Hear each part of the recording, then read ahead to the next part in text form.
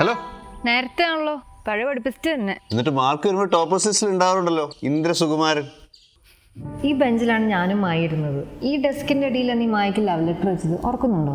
ഓർമ്മയുണ്ട്. എന്തൊരു ദിവ്യ പ്രണയമായിരുന്നു. വലുതായ വീട്ടിൽ പറഞ്ഞ് കെട്ടും, 3 കുട്ടി. ഞാൻ ഒന്നും പറയണില്ല. നീ പിന്നെ എന്തായിരുന്നു എല്ലാ ഇന്റർവ്യൂവിലും നീയും ആ ദീപക് വിജയം ഇതിലൂടെ നോൺ സ്റ്റോപ്പ് കത്തേടി. ഇതിന് മാത്രം എന്തായിരുന്നു നിങ്ങൾക്ക് സംസാരിക്കാനുള്ളത്? നിങ്ങൾ ബാസ്കറ്റ് ബോൾ കളിച്ചിട്ട് ഇവിടെ ഒന്ന് മാച്ചിനെ പറ്റി ഡിസ്കസ് ചെയ്യാറില്ലേ? അന്ന് ഞാൻ നിന്നെന്തോരും വായി നോക്കിയിട്ടുണ്ടെന്നറിയോ? എന്നെയോ? നീ ആയിരുന്നു ഫസ്റ്റ് ക്രഷ്. നിനക്ക് പിന്നെ മായന മതിയല്ലോ.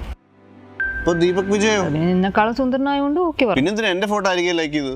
വേറെ കുറേ സുന്ദരന്മാരുണ്ടായിരുന്നില്ല? അതറിയാതെ കൈതട്ടിയതാ. പണ്ട് ഇതുപോലെ തന്നെയാ. എന്ത് പറയാൻ സമ്മതിക്കത്തില്ല, മൈൻഡ് ചെയ്യില്ല. നമ്മൾ അരികയിൽ മാച്ച് ആയില്ലേ, നീ എന്താ ഞാൻ സമ്മതിക്കണ്ടേ? അതുകൊണ്ട് ഇപ്പോഴെങ്കിൽ മനസ്സിലാക്കി.